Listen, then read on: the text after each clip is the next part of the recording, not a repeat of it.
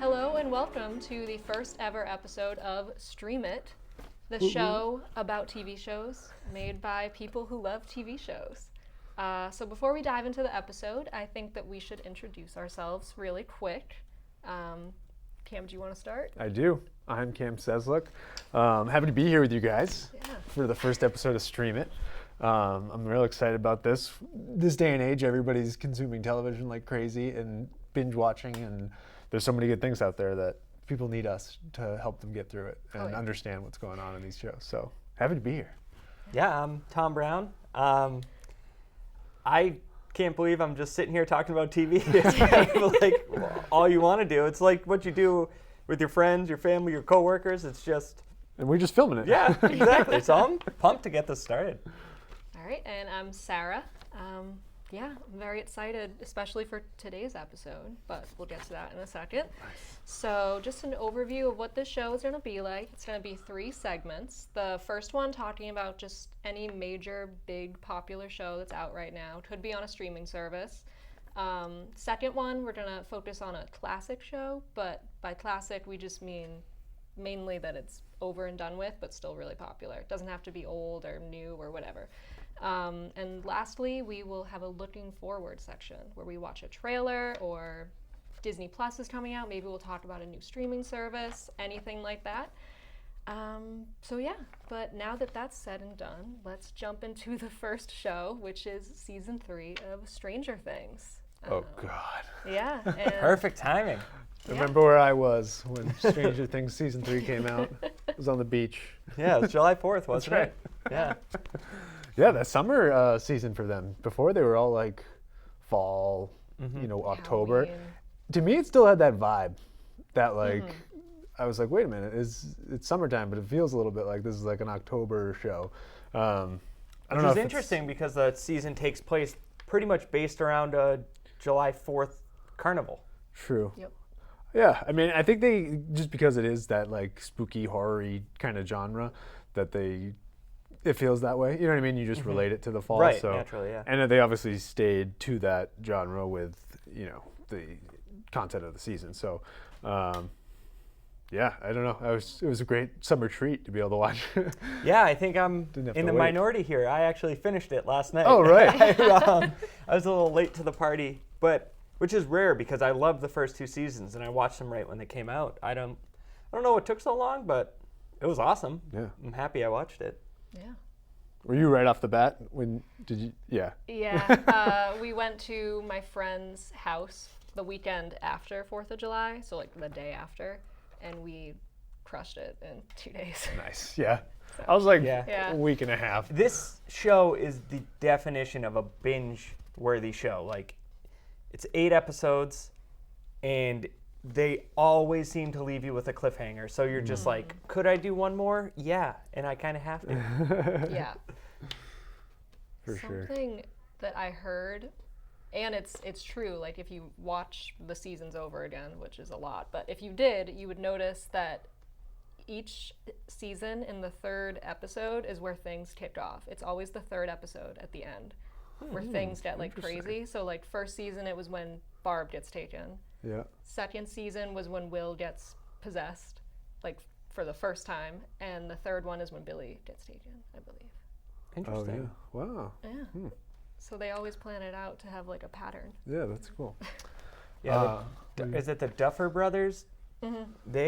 I love their style. Which I'm sure we'll get into. I love just like the creativity, the 80s vibe. It's just so good. Yeah. I think so in season 3, they started to branch off a little bit, right? They have all these different characters that are somewhat established now with Hopper and Joyce. They've got the boys. Now they've got the girls. They've got the older kids. Like, there's all these different groups that are established versus like the first season you just opened up with like Dungeons and Dragons in the basement. You know what I mean? Yeah. So when I was watching it, I noticed that like the season kind of had different groups, all with different like arcs that were starting. And it wasn't until like mid-season that you're like, wow, all these little groups have something that they're going to bring together. Yeah. and like they all like the Scoops Ahoy team, right? Like, They went into the bunker. right. So they had a piece of knowledge of the story plot and arc that they were like dealing with. Elle was dealing with whatever. You know what I mean? There was She all knew these. Billy had something to do with it, so that group. Right. So as a viewer, you're like getting like a broad sense of like all this stuff that's going on in Hawkins, but individually the different groups were like all had a different part they were playing. You know what I mean? I just thought it was cool how like everybody, Nancy and Jonathan were on the like figuring out what was happening with like the rats and the old lady. You know what I mean? And like, and we were kind of getting insight into what the like Mind Flayer was going to be doing. You know what I mean? From that, and I just thought it was cool how it was broken down. Like the major plot points were scattered throughout all of the different characters. Does that make sense? Yeah. Yeah. Did you Yeah, guys and kind of see that too? And we it's like, knew- oh man, all this is gonna come together and just Yeah. smash Well, into yeah. like in one So it of was these like- episodes. We as the viewer were like watching like, oh yeah, so that just needs to like match up. Like Joyce and Hopper know that there's Russians and they have I'm blanking on his name, Murray, who Yeah. speaks Russian. They have Alexei, and they don't know that Scoops Ahoy has been in the Russian lair. And Right, then right. The Yeah. other two groups, Nancy and Jonathan, and then Mike and the gang, all kind of understand the Mind Flayer thing because Will can sense it, and Right. Elle's dealing with it. So it was really cool to see. And then, I mean, the mall was kind of like a huge theme and factor in it, and almost a character. And then they all met up in the Right. mall, Yeah, it was which was really cool and really well done. Oh yeah, I liked that. I just thought that was different from the first season, where like you kind of you had Hopper and like Joyce, and you know they were just starting out with all those characters, and you couldn't have them have their own arc lines. You know what I mean? Like right away, it was kind of just like what the boys were going through and like meeting Elle, right? And like now, how are you going to make the season better? What's your next step? Like how are you going to make all of these characters relevant? And they did a great job, I thought, by creating these giant arcs that all hit at the same spot, and like as a viewer you get like a little bit each episode. You know, I thought it was really cool. And it was the first time that specifically the kids were ever not all together. Like Dustin isn't reunited with all of the other kids until like episode 7 when Right. they all meet in the mall again.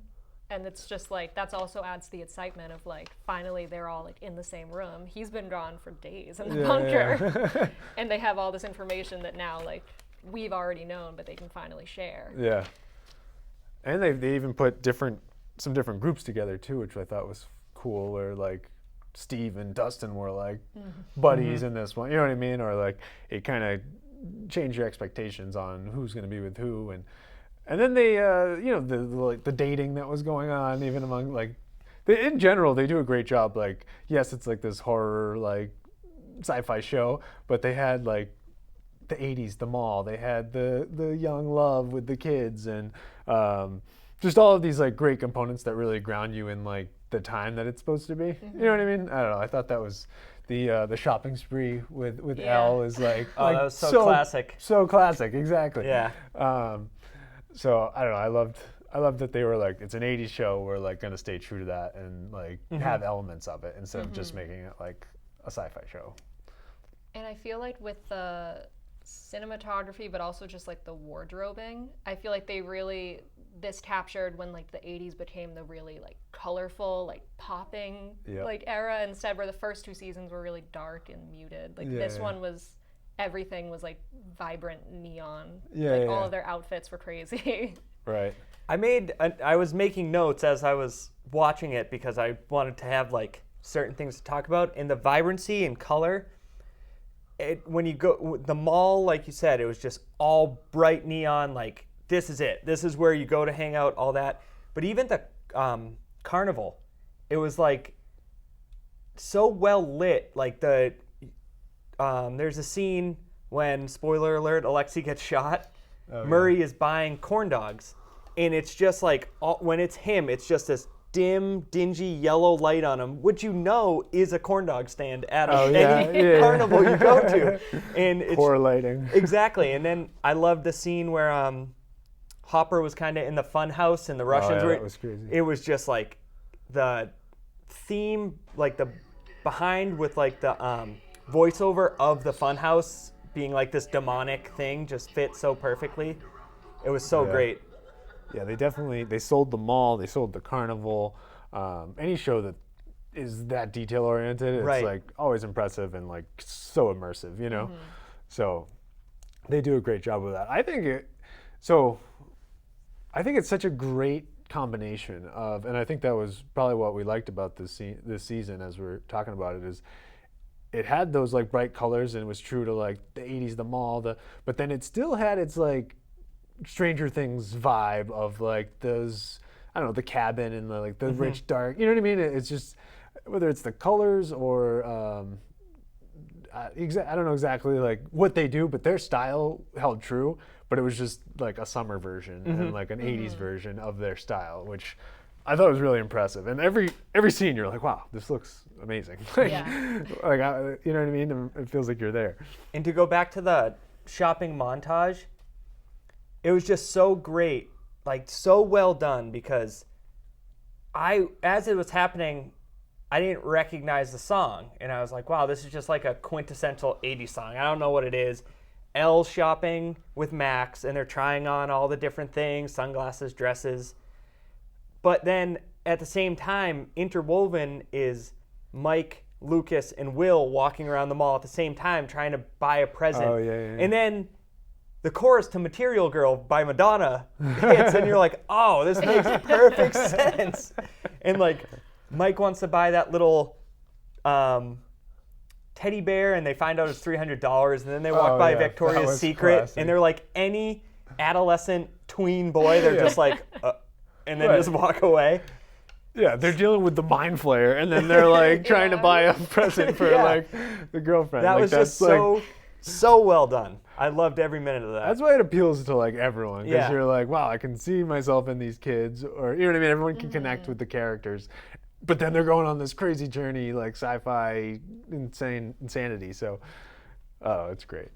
I think one of my favorite, like, just normal scenes from the whole season is when he's on the phone with Al in the basement, and his mom is also on the phone. And Oh, he yeah, says yeah. his grandmother is sick. And she's like, did Nana call?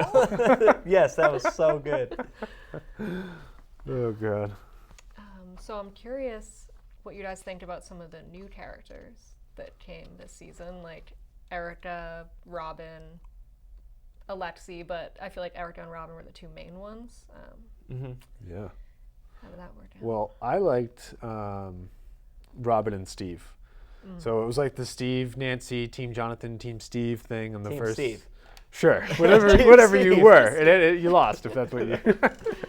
But so Steve, like that ship had sailed, and not that you need to like have romantic interests, but it was just fun that like you still loved Steve. He was a great character. He had like a good relationship with Dustin and like the whole team, but it was like fun to introduce a new character that like they had like a friendship, but then also maybe it was romantic, and that whole arc ended up being like really amazing as far as they were friends, and then they kind of liked each other, and then turns out like she ended up being gay, and it was just awesome. You know what I mean? I like that whole arc, and it made it interesting to see like what he was going through, what she was going through. I don't think she was like the most popular, right? Wasn't she like, oh, Steve in Herring? band. Yeah, and like it was just that classic juxtaposition of characters, and then to find themselves in these sticky situations where they're fighting Russians, and it was just a great trajectory for them. I don't know. I liked that. It gave Steve like something new. You know what I mean? Yeah, So definitely. in that sense, I was glad that they included Robin and kind of expanded a little bit more into the, Yeah, I loved story. Robin. I love that she like called Steve out on his crap when he was trying to pick up girls at the ice cream store. She was just like, yeah, you she were- was sarcastic yeah, and she like was funny. she was an unbelievable character. I don't see the need necessarily for Erica. It's just like, but it was cool that Wait, Erica was the only one small enough to get through the vents, so I don't know what you're talking You're about. right. But I totally think you could work around that and make Dustin, with his having no clavicles, be able to do it. I will say that it was cool how after, like, 3 episodes of her just ringing the bell and then getting caught with them and being in. Then they just kind of dropped the bomb that it was Lucas's sister. I was like, oh, I thought they hinted at that in season 2. did they? She's like very briefly in a scene. Oh, see, I just didn't remember that. Okay. Well, you didn't watch it right when it came out, so you had more time. Yeah. You maybe forgot. I still would have forgotten. Okay, so, but I just feel like you had such great development with Robin and Steve, and then Max was awesome. Like her, from going from the new kid that all 4 boys were kind of like, oh, look at her, she's cute, like that, to being like a major factor, and her character was awesome. I just thought Erica was a little, maybe one too many cooks in the kitchen. It didn't ruin it for me. I was just like at one point like, oh, this would have been okay if it was just Robin, Steve, and Dustin for that aspect. I really like the character Murray. I think he's funny. Yeah, Oh, yeah. he's pretty good. Yeah, and then the mayor played a good evil mayor. Like I thought he did a good job like that. Forgot about him. For the major characters, Erica was meh to me, but Robin was awesome, and making Max a bigger part was great. Yeah, I definitely agree about Max. I think she's in my top 5 favorite characters. And I think with Erica, I feel like she's an example of like when someone has a funny line in one season and then like the fans react and are like, oh, she was hilarious. And then the show is like, oh, let's just make her a whole, like make her a main character. Like she loved that's her. a good point. She was funny. She was like sarcastic and like the little kid that like called them on all their stuff. yeah. You know? And I like that she was like, you're secretly a nerd too. You know what I mean? Yeah. Like ended up that she's like right there with them. I felt like Max was, I liked her in the last season kind of getting into the group, but I felt like what we were saying with showing them in their adolescence, and I felt like it brought Elle along into like teenage girls, right? Because they were like shopping and doing their thing and like having sleepovers and like whatever, you know what I mean? And the boys kind of, at some age, you kind of get to the, they're interested in each other and all this stuff. And I thought it was good to have like, Elle having a best friend that's not Mike or one of the boys, you know what I mean? And it let them do those little love interactions easier because there was 2 sides, you know what I mean? And they were giving advice and it set up for other, like when they were spying on the boys, but then that was like a harmless thing, but then Elle goes back into like that in-between space and sees Billy, and you know what I mean? It like was a good setup, and sure you could get to that with other ways, but it was just having those characters separated like that, and Max with Elle to kind of carry that plot line. I don't know, I thought it was good. So you brought this up a couple days ago, and I want to hear your opinion on it again. Mike has changed, and not necessarily for the good. So. Yeah, all right. What's your take? So I like him still, like he's awesome, but in the first season he's annoying, but in like an endearing way. Like you love to be annoyed by him, and he's just like this little nerdy kid, but like he is really smart and like leads the charge for everything. And then in the second season he's like heartbroken, and you're kind of like, all right, like he's losing it a bit, but we'll give him a break. His girlfriend might be dead. Yeah, sure. But I feel like now in the 3rd season especially, like he's kind of just taken a turn for the doofy. Like now he's just kind of, I don't know how else to say it except he's like not as important anymore. Like he's just defined by like 11 now, and like I feel like now the responsibilities have shifted to like Dustin. Like they've kind of switched places, I wonder if that is a little bit of, like you were saying about Erica, she had the funny line. Dustin exploded. Like when in the first season, it was like Dustin was everywhere. Dustin and Elle, I think, really took off. So I wonder if they were just kind of like, well, let's give Dustin a bigger part. All of a sudden, Elle has a perfect vocabulary. That was one thing. I was like, wait, when did she learn to talk so well? Yeah. She was, but I think those two, they were like, all right, this is like the money makers. So, like we were saying before, they put Dustin with Steve because they have a good back and forth, Yeah. and he can kind of be like the head of that group, and then Elle's kind of the most important one of all the kids. So, yeah, I wonder if the writers made like a change on purpose to be like, okay, let's make Mike secondary to Elle, and then just go from there. Yeah. Yeah. I think it definitely worked with Dustin. That was a good call because I think he's just one of the more interesting and like funny characters, and he is like genuinely the smartest one. Suddenly, that they tried to like hide it in the first season. Yeah. And I think too after the second season where it was just him being sad that like no one was interested in him, that also like lend to like him being perfect with Steve. Of like they all have girlfriends, they're being lame and just like Yeah. thinking about the girls. So like I'll head off with like the older kid, Yeah. have a best friend.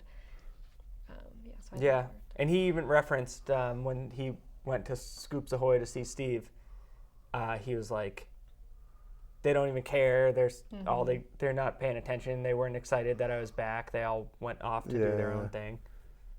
Yeah. I didn't mind Mike. I think maybe just this show's grown and there's so many other character arcs going on that main one of Mike and Elle has kind of had to take a back seat. And that's kind of what you guys are saying. So maybe that's kind of the feeling.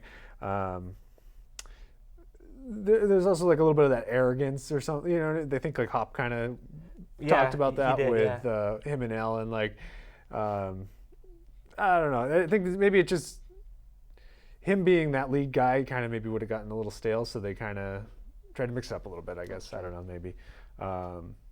And that little bit of turmoil with Elle and Mike did have a purpose, right? So they were kind of going through that while everything else was going on. So.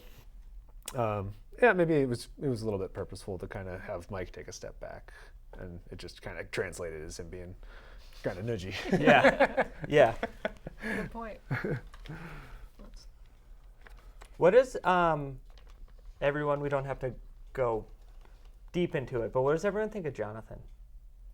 Not a fan. Me neither. He doesn't do anything for Yeah, me. Jonathan. In some seasons, he's like stepped up.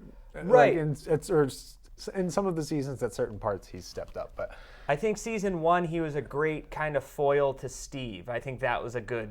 yeah, But once Steve kind of went on his own path in season 2, basically like season 2, he was like the protector of the children. Like they Yeah. were all in Hop's cabin where they were, or they were somewhere, and it was Yeah. just Mike and the kids, or not Mike, Steve and the kids. yeah. That was a nice little wrinkle. Sure. Like then him and Nancy started dating and they were together. That's how we got introduced to Murray, right? Was them Yep. last year?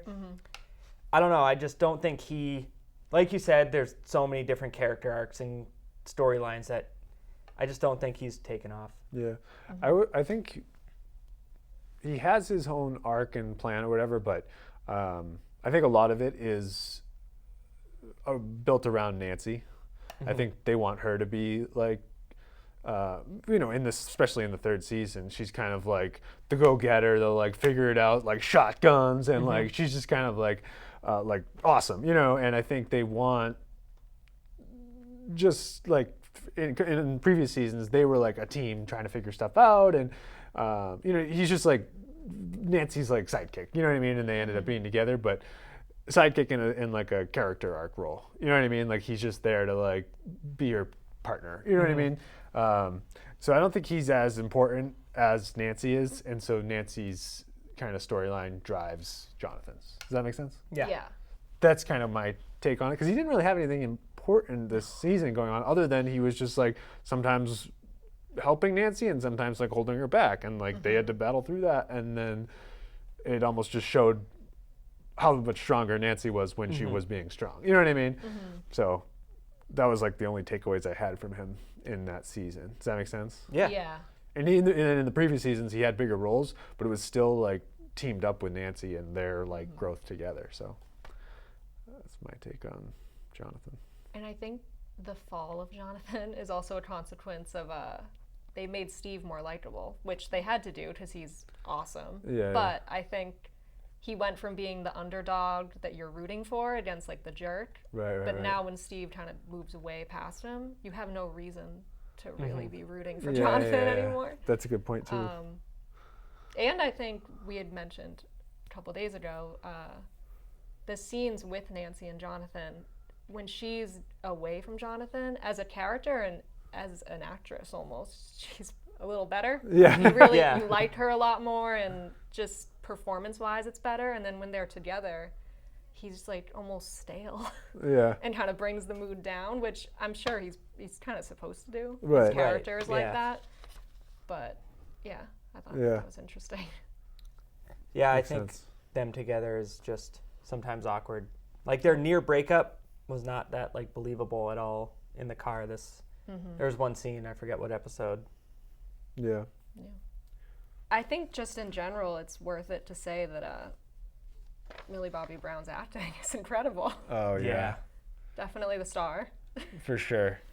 Some of my favorite parts with her are like when she's in that in between, because anytime you're the only one on screen, like all attention's on you and like you have to perform. And when she's in those in between times, you know what I mean, or like I guess when she's like battling the thing, she's also like the center of attention too. But when she's in that in between and she's like, slowly walking through like the darkness and like it's just her and a black screen and all of us are like glued to it. You know what I Yeah. mean? And so she's just so good. And then when she does like meet the character in that, or like she has a scene with Billy in the cabin we were talking about, and like she comes into it and she's starts screaming for Mike and like just she sells it at every point and like completely like goes for it.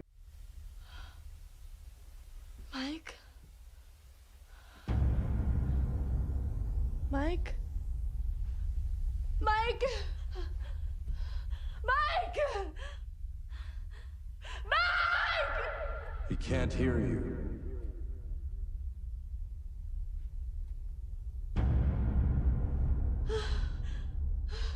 You shouldn't have looked for me. She does some of my favorite acting when it's just her and you get to really like see what she's going through and what Elle's going through, and she just delivers it so well. I think in the first season you fell in love with her because there was so many of those, just like her finding her way and like just so much of her on screen. You know what I mean? That and she was awesome. Like the first- egos and stuff. Like it's just The first season especially because she didn't know how to speak. So it was pretty much all emotion. Yeah. Like she was learning. She plays the naivety, yeah. being naive. She plays it so well. Like even so, like I said, her vocabulary is better, but there are still times where she asks before the shopping thing. Max says something like, "When is the last time you bought something for you?" And she's like, "For you?" She doesn't say "for me." She still says Yeah. like "for you." Right. And she like gets so into it because she's like, "Oh, I like this. Like, look how bright it is," and things like that. Yeah. Yeah, her not, like still playing that not really being a kid thing is so great. Right. And I think just the character of Eleven is super complex. Like she's got powers, she's got this history. It's like it's always a mystery, like what she is. You know what I mean? I know there's like some backstory that we've gotten, but it's still like she's different than your average person or character. She's not like Steve and Mike and you know what I mean? It's Yeah. Eleven's completely different ball game, and to act that and be different in the group like is amazing. You know what I mean? She's going to convey that this character is not from the same place or background as all the other characters, and like she does it consistently and like makes you like wonder what she's going to do next. So it's just superb. Yeah.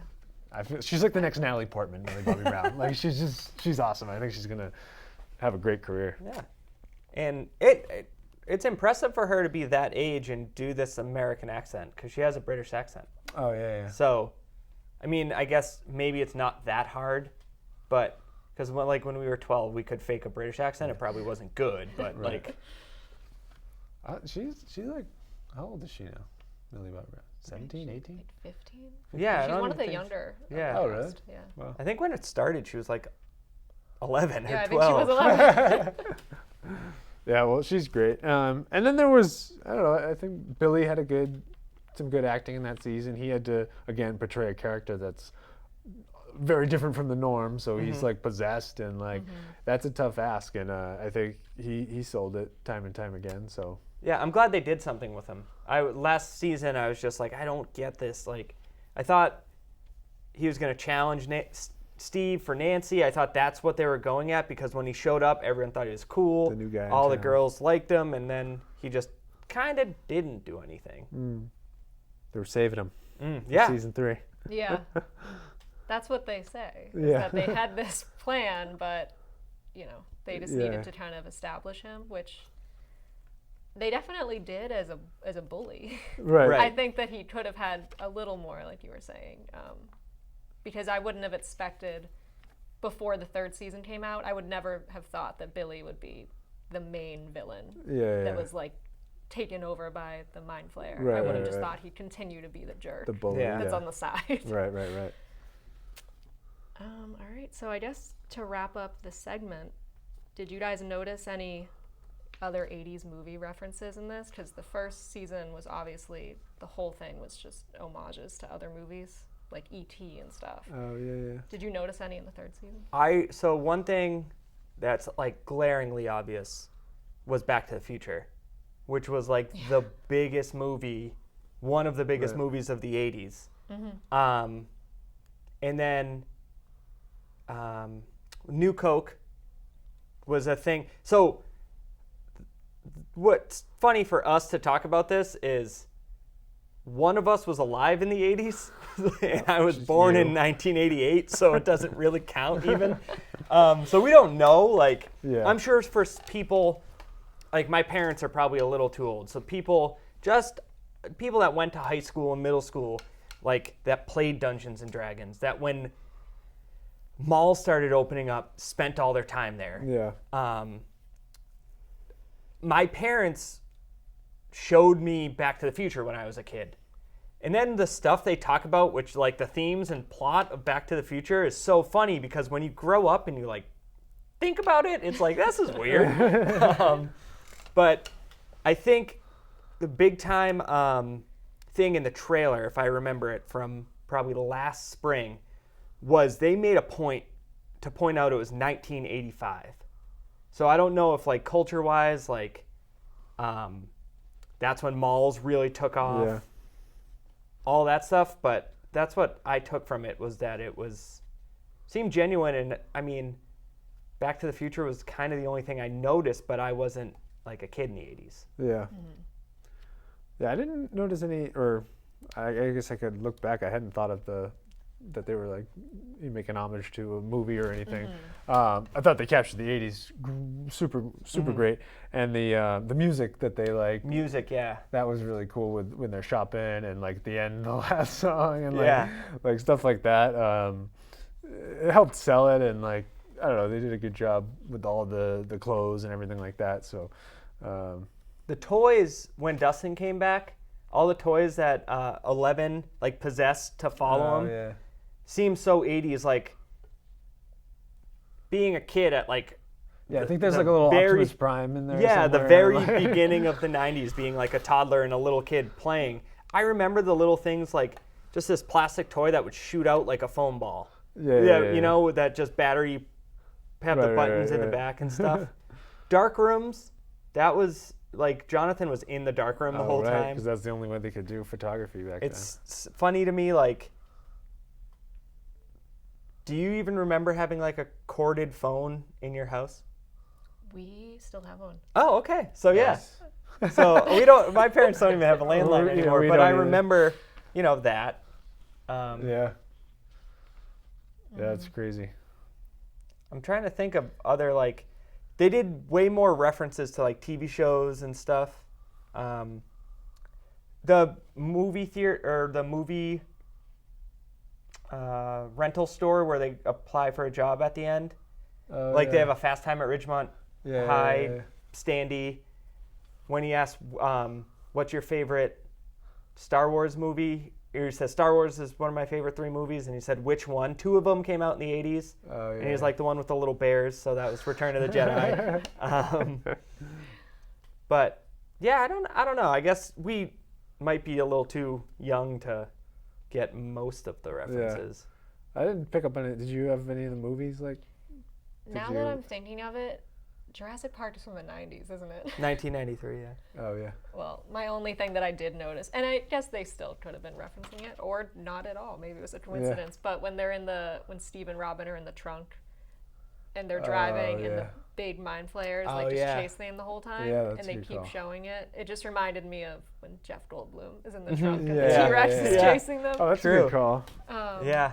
Maybe it's just an homage to Spielberg, Yeah. Yeah. probably. directing-wise, like Yeah. something like that. Because there were a lot of interesting, like, directorial and... I'd almost want to watch it again just for that kind of stuff because I was so caught up in like Yeah. sometimes you forget to like analyze it as much as you One want thing to. that was at the like tail end when Hop and Joyce are setting up their date, and she's like, "Pick me up at 8," and he said, "I can't. Elle likes to watch Miami Vice on Fridays," which was like a huge show in the 80s. So that's one thing. The comic books, Max introduced Elle to Oh yeah. Wonder Wonder Woman. Woman. Wonder Woman. Yeah, that that's might have cool. been before the 80s, but I feel like comic book culture was like comic book stores, Yeah, it was like big then. things like that in the 80s. Yeah. Definitely. Cool. All right. So next up, we'll talk about The Office, but we're going to take a quick break, hear a word from our sponsors, and we'll be right back.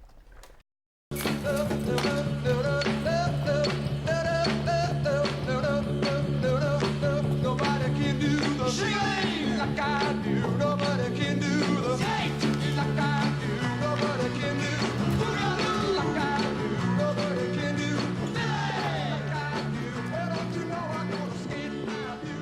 Ain't nobody do it to me. And we are back, and we are now going to switch gears pretty majorly and talk about The Office, which ended a very long time ago. I feel like. 2013, I think. Yeah, and it started like almost 20 years ago, but it's still, I feel like It's a classic. Yeah, it's getting new fans every day because of Netflix. Yeah. So, Until 2021, right? yep. God. I think I jumped in on The Office about like after the first season. Was it? I think we. Maybe, I think it was in between 3 and 4. Because I think I had... Oh, right. The first two. we were three binging them yeah, together, yeah. and I think we had them the seasons on DVD. Yes. And then I remember once they started coming out, what was it, Wednesdays or something?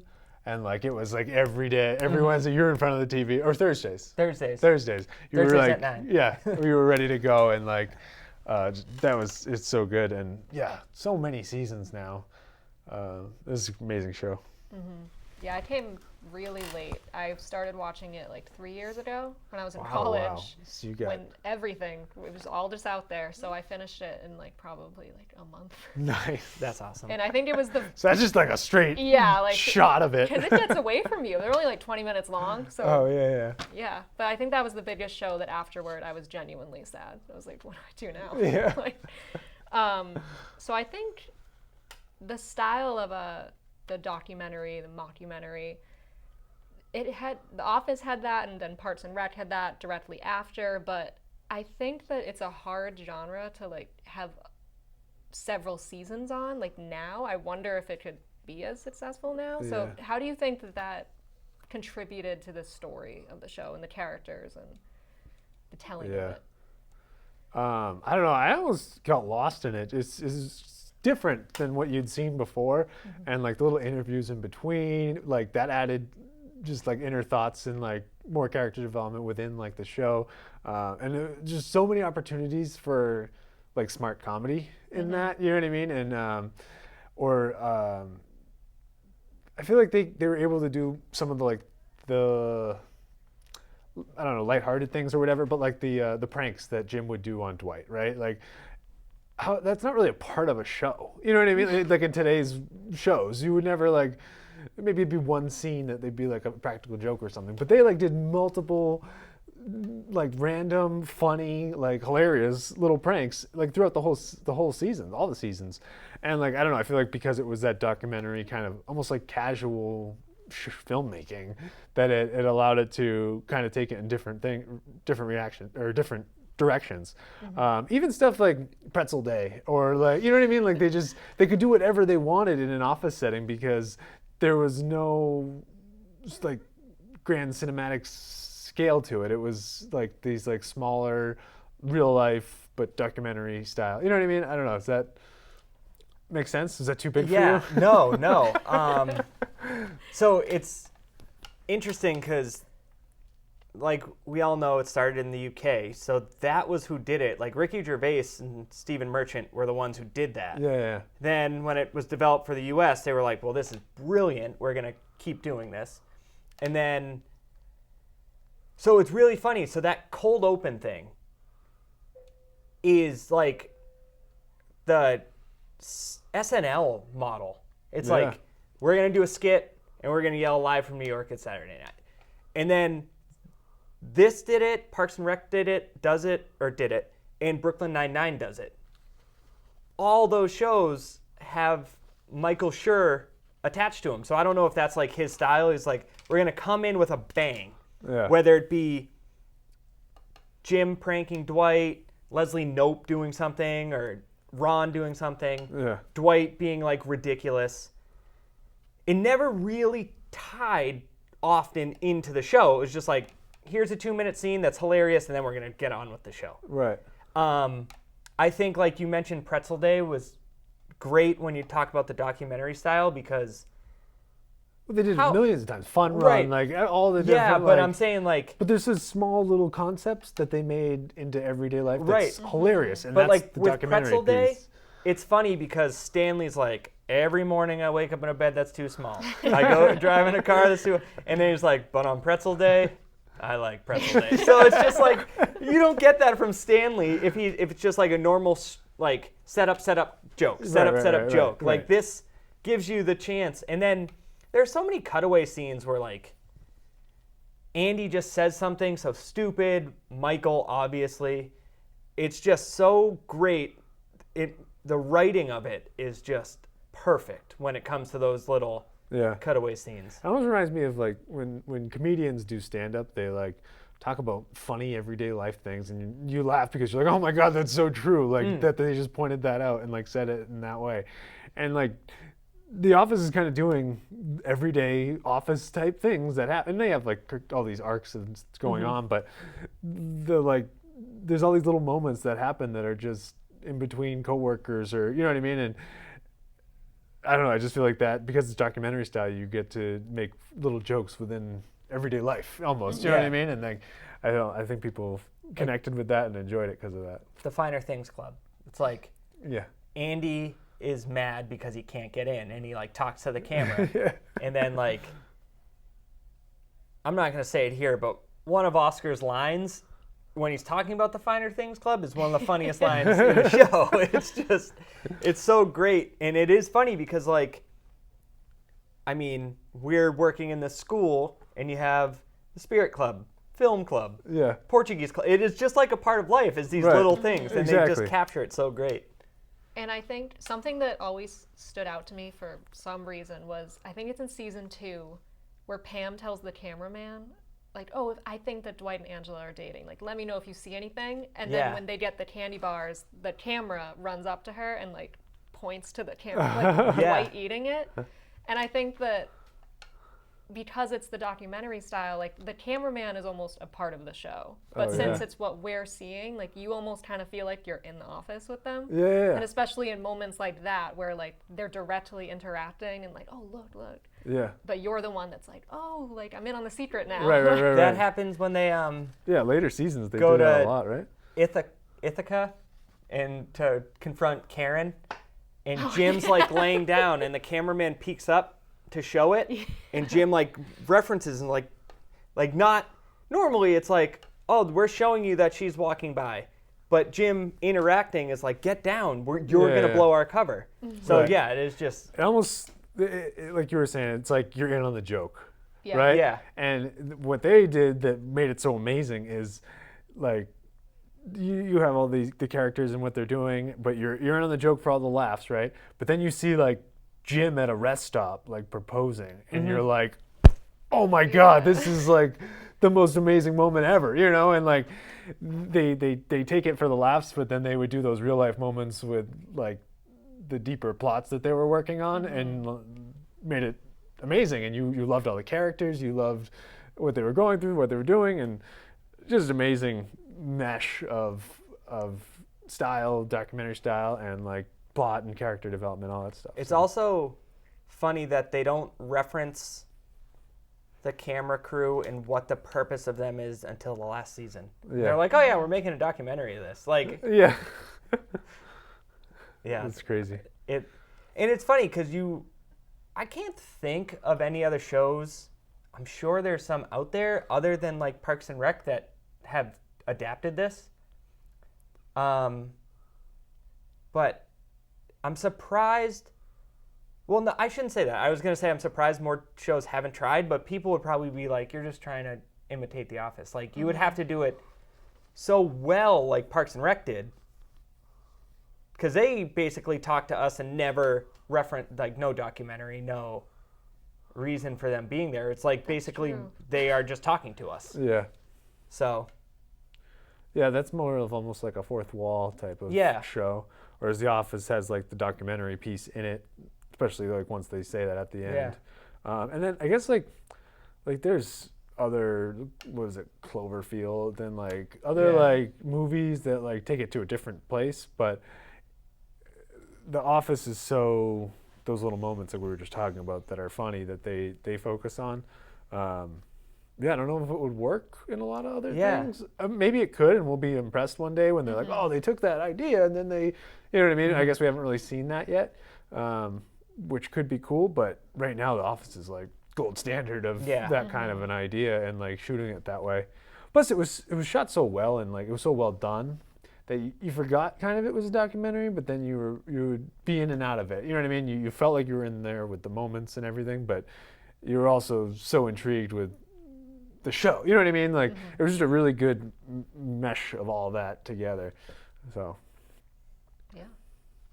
Well said. thank you. So then something else that's major, I feel like, is when Michael leaves in the 7th season, Yeah. I believe. And there's a lot of heated debates of were the seasons after that even good, or were the characters added, the new ones that come in, like, are they, people either think they're terrible or they love them. So it's like some of them are Nellie, Robert California, Will Ferrell has like a 2-episode thing, Kathy Bates is in it. Oh yeah. Curious if you guys have any strong opinions on any of the new characters. I despise the character Nellie. It's just like, so I can't even. She came in as the manager, right? And then Yeah. she just kind of sidled over to like a sales position or something. Just never brought anything to it for me.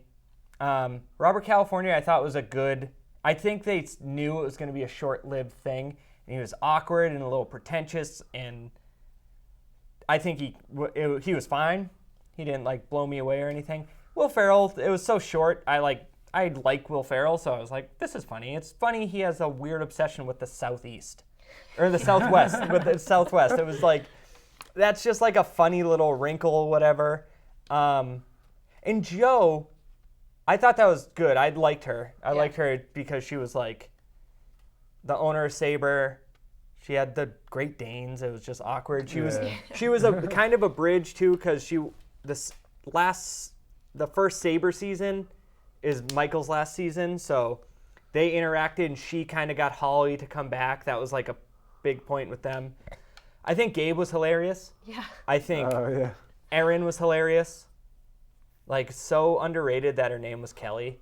And then she was like, yeah, but everyone's always called me Erin. And it just like that's just a funny little subtle joke. Yeah, I think those, I was fine with everyone except Nellie. I mean, what was his name? The Idris Elba's character, Charles. I thought he was fine. But Michael was still there. That was like in the thick of it. Yeah. Oh, yeah. Good little foil for him. Yeah, there was also was it Pete and Oh, Plop and New Dwight. New Dwight. Yeah, they were fine. I think they just kind of needed to inject some life. yeah. So for me, when Michael left, like the Office as we knew it was over. Totally. The next couple whatever seasons were fine. Still, I like the concept. Jim and Pam were still there. Like, Very relationship driven after yeah. that. And then the last season, because it was like all these characters that you loved so much. Michael came back for like what was the wedding? Like Yeah. you were like okay, like I'm loving this show because I just want to like see how all these stuff ends up. But the 2 or 3 whatever seasons in the middle where Michael left, like it doesn't matter to me really. Yeah, I agree. But Michael was just such a strong character. They developed him, and like just right off the bat, just his pompousness and his whole everything was such an intricate part of what The Office was. He always surprised you. He was like rude. He was awkward. He was just an amazing character. One of the best probably TV characters ever. And he always surprised you too. Like he'd like show up at Pam's Art gallery show. art Yeah. show, and it's just like I love Michael Scott, and he is like such a dink. And that, yeah, and in that scene, it's like so heartfelt, and he's like, "That's our building. We have to have that."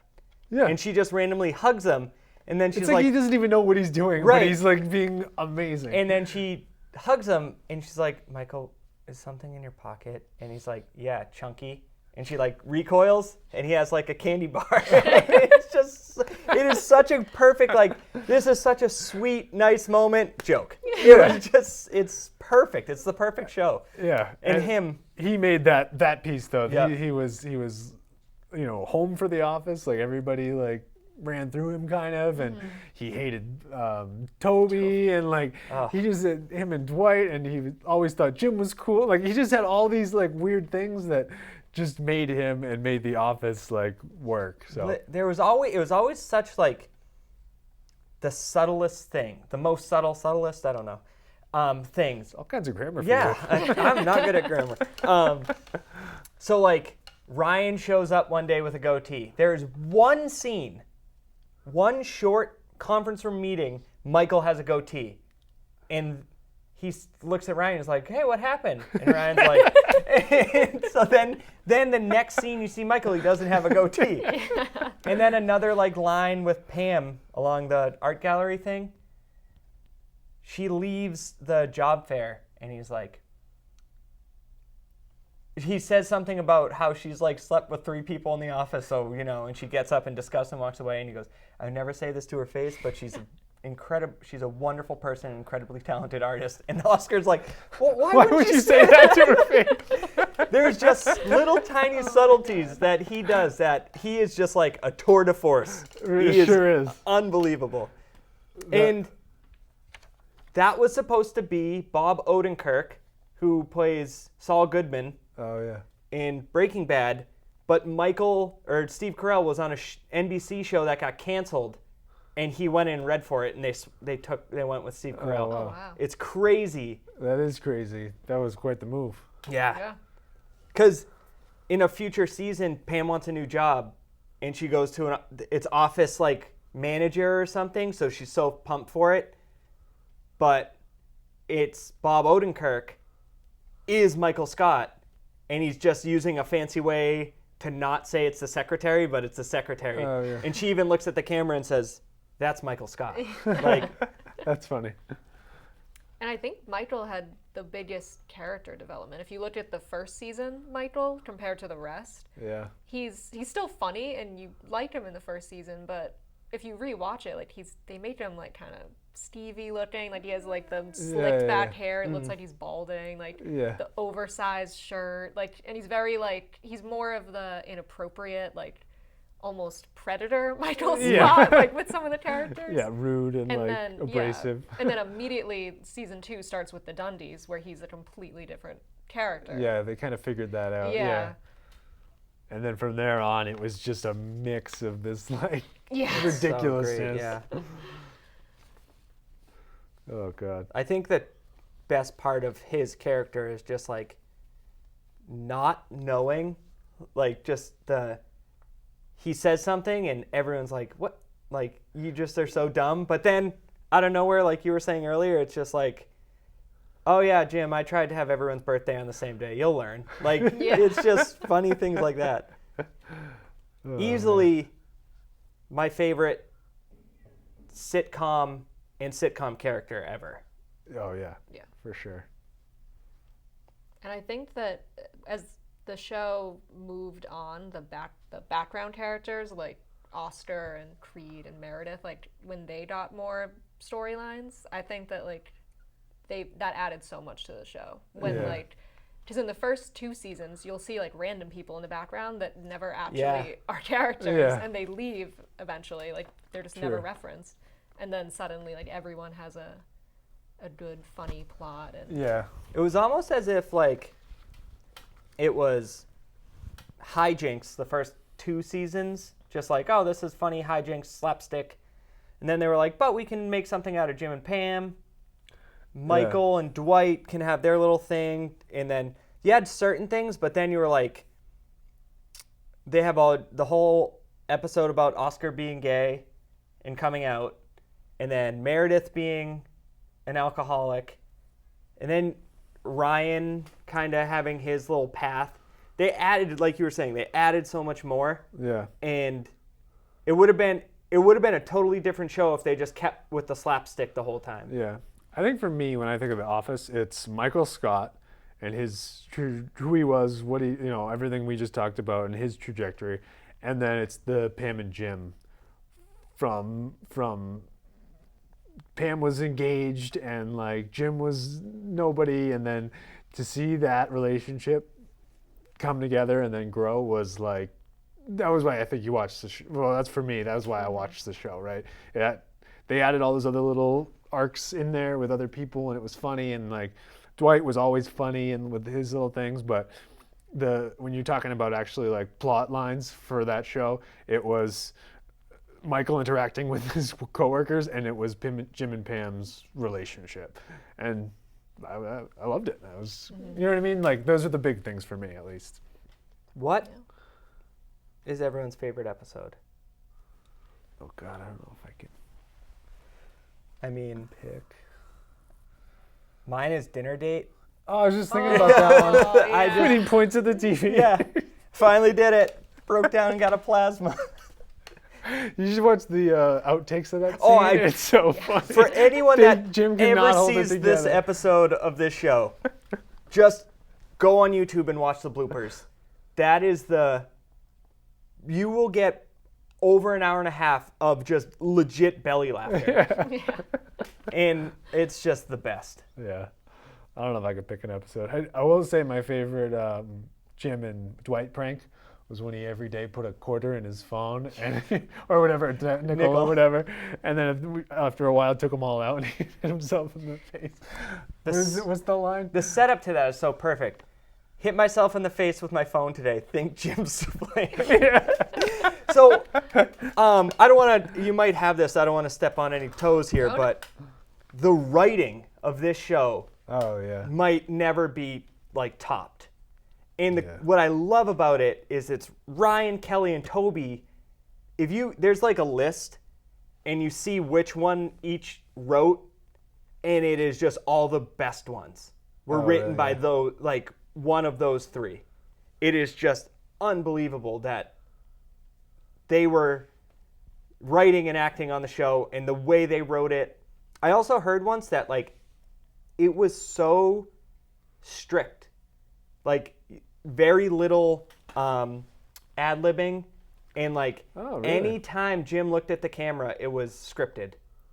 Really? Yeah, Wow. it was they really stuck to the script, which really talks about the writing, because you have to that's let impressive. I didn't realize that. you have to imagine at some point Steve Carell and Rainn Wilson, John Krasinski, you're just like, yeah, them go go, ahead, yeah. They're funny go. people, yeah. Yep, Especially Steve Carell, but it makes sense. yeah.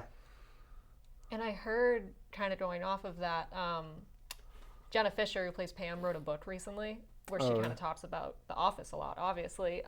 And the scene where they have their first kiss in the office after casino night, they had very strict rules of like they couldn't see each other the entire day until they filmed that scene. Because they wanted it to seem real, and like they said, we're gonna put a camera in the corner and we're gonna hit record and like wait 20 seconds and then just start. Like we'll get it, but like we don't want it Yeah. to seem like it's a film set at all or a Right, TV right, set. right. Yeah, that was my favorite episode. Casino night. Casino night? Yeah. Because there's that turmoil like before that of like, I forget exactly, but they weren't together. They didn't know. Jim like didn't say it. You know what I mean? And then they finally like professed their love. And it was, You're a real softie, huh? I guess. Well, for Jim and Pam, I am. Yeah. Yeah, Jeez. for sure. That was everything I had written down. Yeah, I could talk And about The more. Office for months. Yeah, that's. We might have to come up with some kind of like lists for Stream It, where Yeah. it's just like Well, the that's- must sees or like. If you know haven't what I mean? see it, that is like the ultimate must Yeah, like see. go watch it. If you haven't seen it in The Office, you better start now. Yeah. But honestly, at this point, it's like rare to find someone that hasn't seen it. True. It is such a Iconic show Yeah. for our era. right, especially now in the streaming generations. We're probably like. So what's funny is The Office. My introduction to The Office was my introduction to Netflix. Yeah. I was at a friend's I house bet that's the case for a lot of people.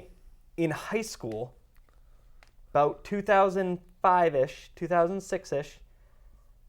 And my friend's dad said, "Have you guys heard of The Office?" And we were like, "No."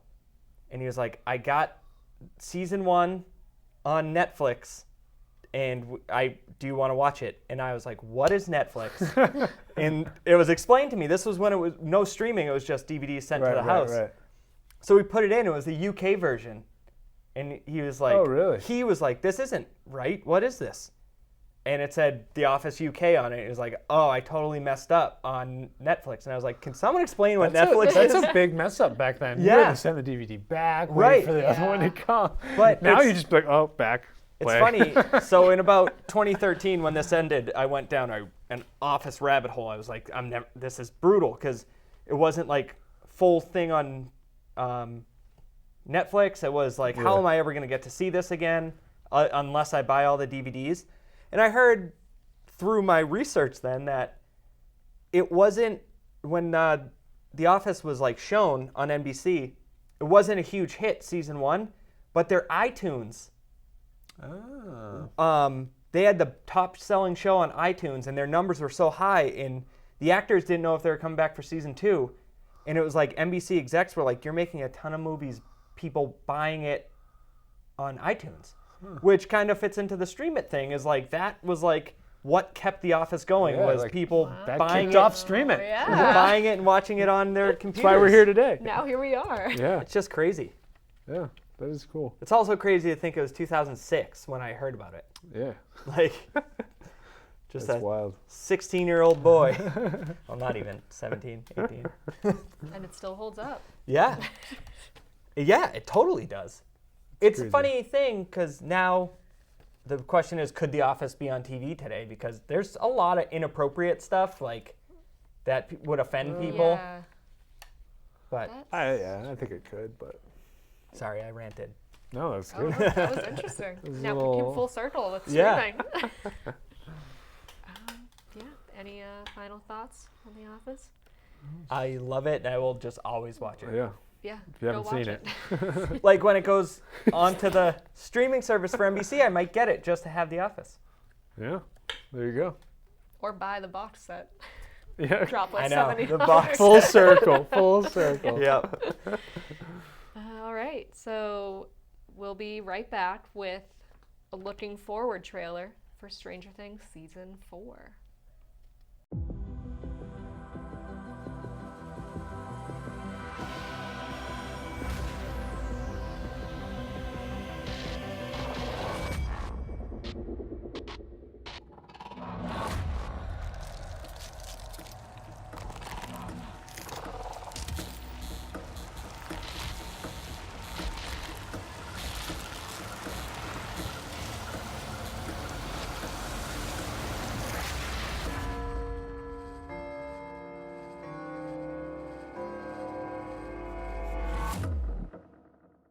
All right, yeah. So that dropped a few days ago. That looks Very awesome. I'm super unexpected, yeah. excited. Yeah, that was tough for me because it popped up on my Twitter feed, and I was like, "No, I can't see this. I can't." I was one day away from finishing. Yeah.